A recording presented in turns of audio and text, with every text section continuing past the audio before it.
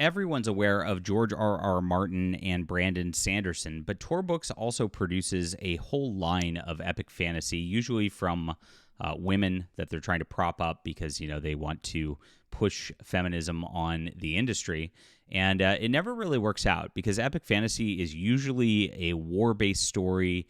It's big, sweeping political changes and things like that. It's definitely not something that a woman's mind is keen towards for the most part. And so very rarely will you get a woman who's writing decent epic fantasy. And that's the case here, as Tor Books author Jenn Lyons went and did a Reddit AMA, and she confirmed the worst of the worst, that this is all about pushing her weird fetishes out there and not actually making a fantasy story. And it's really, really sad. This is what Tor Books you kind of expect from them.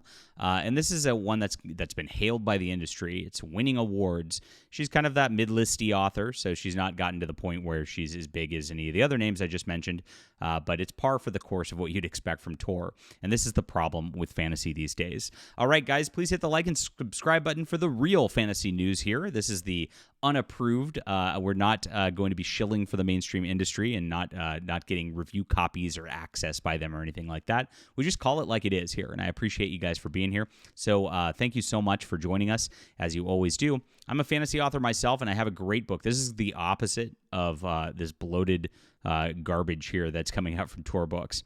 I'm trying to bring fantasy back to what it used to be. If you don't know about the 40s, 50s, and 60s and what wonderful fantasy was coming out of that era, one, go to Dungeons & Dragons Appendix N, and the original. Okay, in the original Appendix N, there's a list of beautiful authors, great stuff out there. And I read a lot of those authors, and I was severely influenced by this for my book, The Demon's Eye. So I want to present some sword and sorcery where you have a strong male lead who's a reluctant protagonist who has to fight against evil despite taking a vow of nonviolence. And it leads into some interesting stuff. I built something beautiful. Each chapter kind of has its own story that really builds up in it. It's something different than you'll see from modern fantasy, very fast-paced. And it reads like the old books because, a lot of old books were around 60, 70,000 words. They weren't these like bloated 300,000 word doorstopper tomes that you get these days. And I think a lot of that bloat comes from just them meandering on a lot of just senseless detail that doesn't make any sense. So this is good stuff, guys. And you're going to love this. We're bringing fantasy back. It's coming out Tuesday, and you can pre-order it right now in the description below. Support our channel. Support our artistic works right now. Thank you, guys. We've had big numbers so far, and I appreciate you guys doing this. This is a standalone book, so you're not going to have to wait. You're not going to have to worry that I'm going to, die and not finish the books or whatever. This is something you can finish and just enjoy in a weekend for yourself. And thank you so much again for reading. Again, that's in the description below. Grab it today and pre-order us. Get our numbers way up there, guys, because we're competing against the mainstream industry, and we need all the readers we can get, of course. Jenn Lyons is the author of A Course of Dragons. It's an epic fantasy series published by Tor Books. And she admits her work is woke in a recent Reddit AMA, where she says she'll continue to put her fetishes of polyamory into future books. It's absolutely crazy. If you don't know, the fantasy and science fiction publishing industry has been a cesspool of extreme leftist identity politics in recent years, with it being nearly impossible to find books that don't push evil LGBTQ lifestyles on its reader base. Even Mormon authors like Brandon Sanderson have caved to the mob, added promotion of homosexuality and mental disorders, pretending there's humans other than male or female in his books. It's absolutely crazy in the Stormlight Archive, and a lot of people have been rejecting it because of that.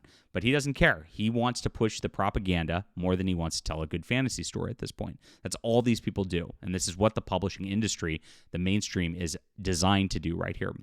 The next tier down, you have these folk who just do it, and you pretty much have to get hired at a place like Tor Books at this point. This is all they publish, despite her later on saying, oh, I don't see any of this stuff in fantasy fiction. It's in every freaking book they publish. It's really like, roll my eyes. It's so obnoxious.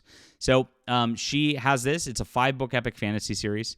Before becoming a writer, she worked as a graphic artist. She's been doing this for 20 years, and she finished this series up, and it's done with the Discord of Gods in 2022. At least she finished it, unlike George R. R. Martin, I guess, another degenerate out there. But she constantly talks about how the characters are diverse. That's the whole point of all this stuff, and that's the way she gets her awards. And this has been set up for a bunch of awards out there. She had an Astounding Award for Best New Writer twice.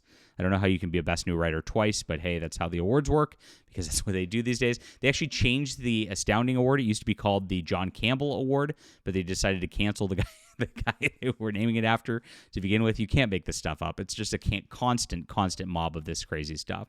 So here's what she wrote on Reddit, because a reader was asking her about the gender fluidity of one of her things in the book, and it's just like, oh gosh, when saying I'm grateful that LGBTQ representations in this book, like every freaking book these days, they still pretend like it's not in every book, every TV show, every movie while they do this. So Jenn Lyons says, we don't see gender played enough these days. We don't? I mean, Brandon Sanderson's got 9 non-binary characters in his book. I mean, if the Mormons are doing it at the top level, you see it in every freaking book that's getting published at this point. It's absolutely crazy. She says, mostly yes, because it's apparently woke to do so, even though spec fic writers were doing this when I was a kid. And they were always woke, and the people who were doing this. And you can see this, like, she's shaming other authors for not wanting to be woke in this, which, by the way, in her whole industry, everybody who gets nominated for these awards all have this crap in it. They all ascribe to woke, and the only people who don't are the people who are just self-publishing online, like myself, who are blacklisted from the industry. So this is a bizarre way of phrasing things, like pretending like she's some stunning and brave champion out there doing something that nobody else is doing when it's literally her entire publisher right there. Jorat was weird. I meant for Jorat to be kind of a medieval France in flavor. I've also joked about the characters rebelling against me and carving out their own space. They always do this. They pretend like their characters do their own thing and they're not in control over it. It's very weird. But the Jorat was the first and only time I've ever made an entire society do that. So this is an entire society of non-binary people. I do remember at one point thinking, what if Wall Street fluctuations hinged on an NFL game outcomes and thus the tournament of economic system was born? And I think poly relationships will probably keep showing up in my works. They're just too overmuch fun. So you can see gender fluid stuff, poly relationships. It's just total degeneracy that this woman's trying to push in here. Now, this is a reviewer applauding this book right here. And you can see it's super gay, too. A pretty wide swath of LGBTQ plus spectrum is captured in the main point of view cast alone. If not by a point of view, then by someone close to or more of them. There's a species in the world, that's what they're talking about, that can choose their transition at any time. And humans in the know can perform the ritual of a goddess nature to transition as well. This is all it's about. This is the entire series is just derping about these weird sex fetishes. It's disgusting. Some characters are out and proud while others take time to come to the realization about their sexuality. There's a poly love triangle, a sweet ace couple. What the hell is an ace couple? And to name only the 2 less commonly represented, getting a good showing in this series. You can see exactly what's going on here. Now there's even more. She goes back to it.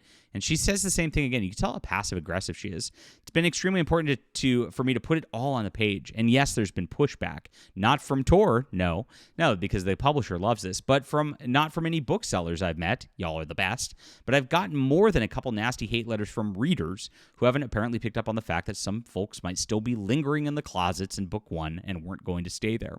So as you can see, the booksellers, those people, the 5 bookstores left out there, and Tor Books, this company that's pushing all this agenda and getting me awards and stuff, they don't push back. These pesky readers do, though.